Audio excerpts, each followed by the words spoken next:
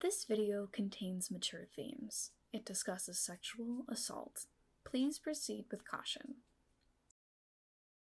Sexual abuse involving clergy members is not confined to any one religion. Today, a rabbi from Brooklyn is under arrest in Beverly Hills. Right now behind bars, he's accused of sexually assaulting a teenage girl and getting her pregnant. He was accused of sexually abusing a young girl for over 3 years. Los Angeles rabbi is now facing charges of aggravated sexual assault. The nun, Sister Eileen, the sexual pedophile who started abusing me when I was 15, was a lot of the clearly abuse took place 36, inside the church, inside the house of God. Saying no to him would almost be saying like no to God. And when have you ever said no to God? The impacts of religion on our society as a whole is unbearable. In American culture, it is a widely discussed topic, especially in government and community settings. To an outsider, the feelings of religion can be mixed. It provides a sense of belonging and faith to those who seek it. However, it can be traumatic and change a person forever. Lynn Melnick is a published poet. Some of her most famous works include Landscape with Sex and Violence, publicized in 2017, and If I Should Say I Have Hope in 2012. She has received numerous grants for her writing, and she is soon to publish a book about Dolly Parton, titled I've Had to Think Up a Way to Survive, forthcoming in 2022. Her writing often captures heavy topics, and When Bad Things Happen to Good People is no exception to this rule. Copyrighted in 2019, the poem reads, "You can only hear you look like a hooker so many times before you become one. Spandex was really big the year I stopped believing. I babysat for the rabbi's son, Isaac. There was Lux carpet in every room of the condo. Isaac liked Legos, and we made a pasture and a patriarch and lots of wives. In his car, in his garage, the rabbi handed me a self-help book and put my hand on his crotch, ready to go. I didn't care. I made good money." Isaac lived to be 180, according to the Bible. Isaac is the only patriarch who didn't have concubines. Isaac is 30 now. Modern scholarship tells us the patriarchs never existed. Experience taught me the patriarchs are all we've got. Often present in Abrahamic religions such as Christianity, Judaism, and Islam, we hear of Abraham and his children, one of which was his son Isaac. He's considered one of the patriarchs of the Israelites and of our human race in Judaism, the religion discussed in the poem. The son was often considered a miracle child and was Abraham's 10th test of faith to God. He was ordered to sacrifice Isaac to God to prove his faith, and God stopped him at the last moment. The first stanza of the poem expresses the narrator's own views of herself, saying, "You can only hear you look like a hooker so many times before you become one." Women have been shamed since the beginning of time for their looks and how much skin they may or may not show.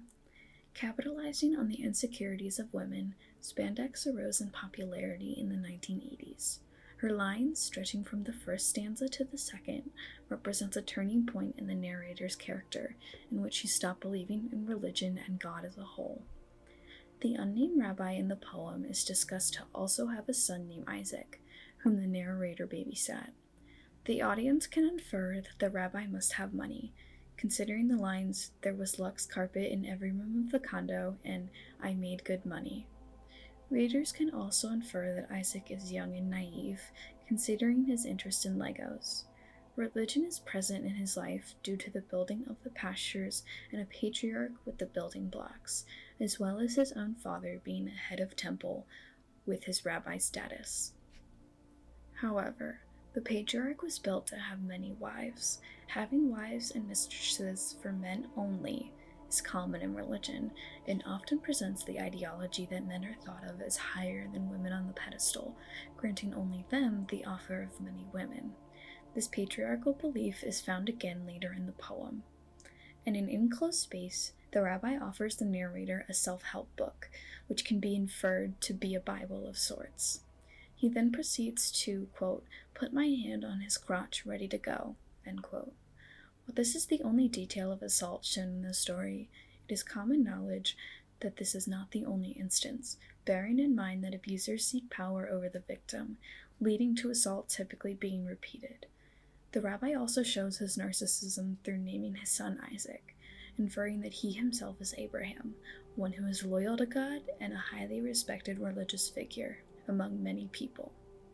The narrator seems to show a numbness to the assault, stating, "I didn't care. I made good money." The Isaac that is portrayed in the Bible lived to be 180. He was always considered loyal to his wife and was, quote, "the only patriarch who didn't have concubines," end quote, or mistresses. The patriarchs being discussed are the sons of Abraham, all of which engaged many women. Isaac, however, was only married to Rebekah, who gave him twin sons after many years of being unable to conceive. Isaac, the rabbi's son, is told to be 30 at the time of the poem being written. This detail shows that there can be differences between the religious figure and the child being babysat. One of these differences include the thought that Isaac is a miracle child in the Bible, whereas this Isaac is a ploy for the rabbi to lure young women into his home for his own personal pleasure and the seek of power over them. Finally, the last two stanzas of the poem describe the relationship between religion and science. Lines 22 through 24 decide that religion does not exist due to the advancement of science and technology, as well as discovering evolution, therefore disproving the original Adam and Eve creation story told in Genesis of the Bible. However, lines 25 and 26 contradict the previous objective, being that faith and religion are all we have to believe in modern society. Quote, "Patriarchs are all we've got," the poem reads. Oftentimes, when a victim of assault is abused by someone of religious power, they associate religion as part of that trauma and a motive behind the abuser. This can be presently designed in the poem, in which the narrator now must grapple with the difference in belief due to the trauma endured. The poem as a whole is written to deal with the trauma, since many victims can be numb to the assault while it happens, but have to work through it later on in their life. The writing overall encapsulates the view that assault and religion may go hand in hand, in some cases, in addition to how common it is for religious figures to abuse their power for their own gain. Moreover, it forces the reader to consider their own beliefs and how flawed or perfect they may seem to a victim of the ideologies. What do you think? Here are some things to consider as this investigation into when bad things happen to good people closes. How did you interpret the importance of religion in the poem in relation to how the main character expresses her story with sexual assault? Have you ever been negatively affected by a situation in your life which changes your beliefs and outlook? And above all, how did this analysis shape your views on assault and religion?